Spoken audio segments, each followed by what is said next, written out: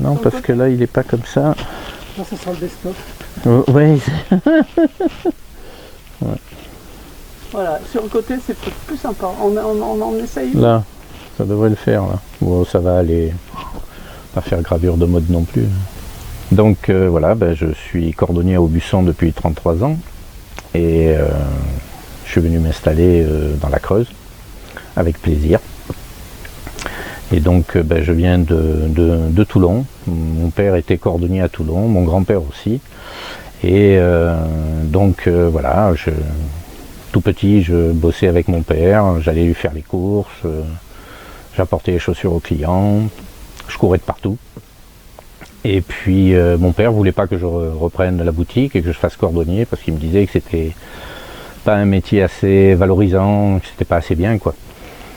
Et donc j'ai fait une formation de dessinateur en construction mécanique. J'ai eu mon diplôme, et puis quand j'ai eu mon diplôme, je suis allé le voir, et puis j'ai dit voilà, maintenant tu sais que je peux faire autre chose, hein, mais ce que je veux faire c'est cordonnier, donc voilà, donc j'ai décidé de faire de la cordonnerie. Alors pendant un petit moment, j'ai fait un métier autre, alimentaire, pendant 7 ans. Et puis au bout de ces 7 années, c'était un petit peu compliqué, donc je suis parti de Toulon en famille et je me suis installé ici. Donc j'ai créé le local. Alors maintenant les gens quand ils viennent, ils me disent oh là là, mais vous avez pris la succession de votre père avec tout ce qu'il y a. J'ai dit non, il n'y a que moi qui ai réussi à mettre tout ce qu'il y a là-dedans, tous les entassements de cuir, de peau, de chaussures. Et puis voilà, donc je fais ça avec plaisir, je fais ça à l'ancienne. Il n'y a pas de clé, il n'y a pas de plaque, pas d'imprimerie. Je ne suis pas un cordonnier minute. Voilà. Travail minute, ça peut exister si on fait une couture pour dépanner quelqu'un, voilà, qui est embêté, on fait. Ok. Mais sinon, je prends le temps de faire les choses correctement et comme mon père me l'a appris. Voilà, parce que je sais que maintenant il n'est plus là, mais c'est voilà. Quand il était là, il venait voir, il regardait ce que je faisais, il me donnait des conseils, toujours des conseils, parce qu'on en apprend tous les jours. Et celui qui dit qu'il sait tout, non, ça n'existe pas. Moi, j'en apprends encore maintenant. Parce que il y a des réparations, des choses qui arrivent, des chaussures un petit peu plus difficiles à réparer. Donc je refuse jamais, je regarde. Quelquefois ça arrive que ça ne puisse pas être réparable parce que ça tient pas.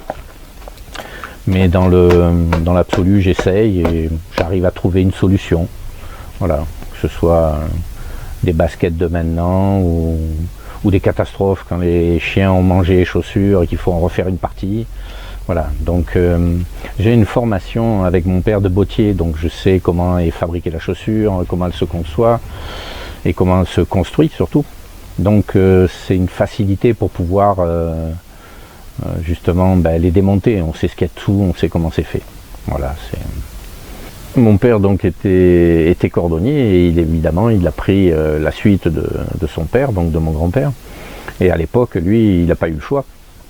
Il devait travailler de tout gamin, de 12 ans. Il a commencé à travailler avec son père, donc mon grand-père. Et puis après, mon grand-père l'a envoyé chez...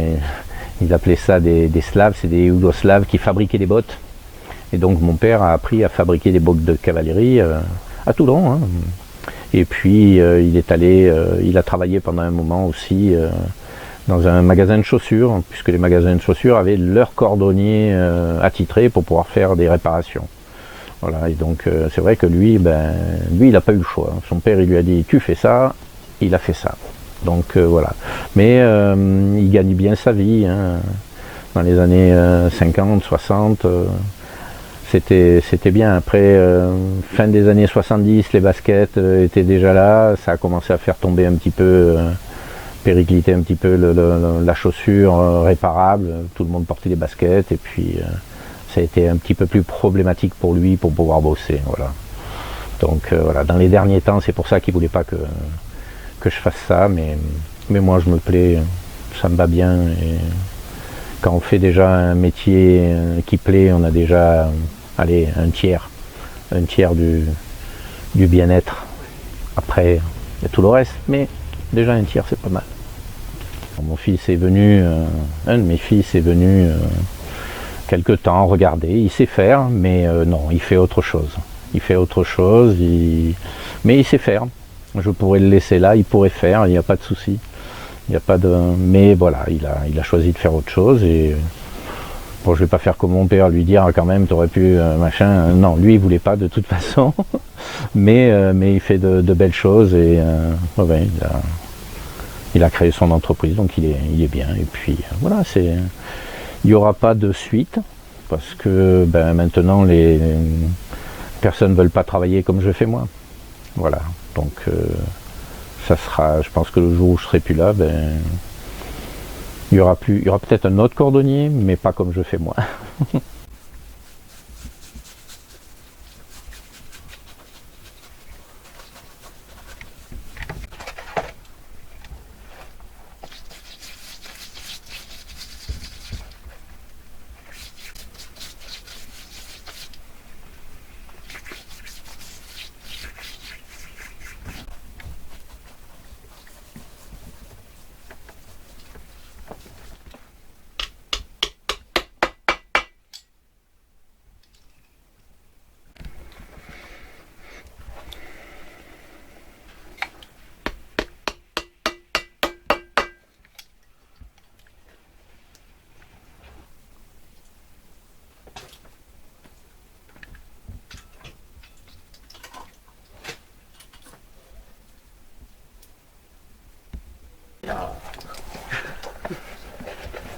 Avec des lunettes. C'est bon. Oui.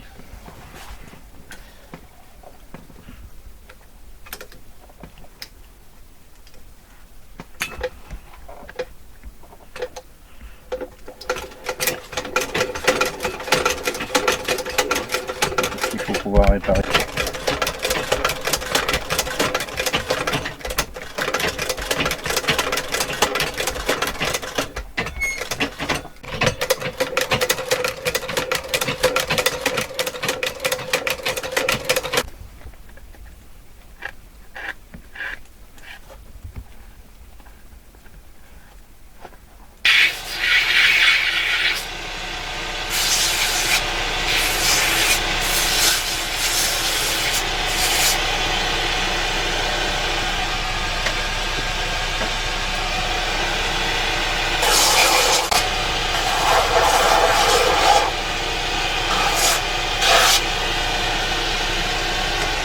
C'est pareil quand on passe à la meule.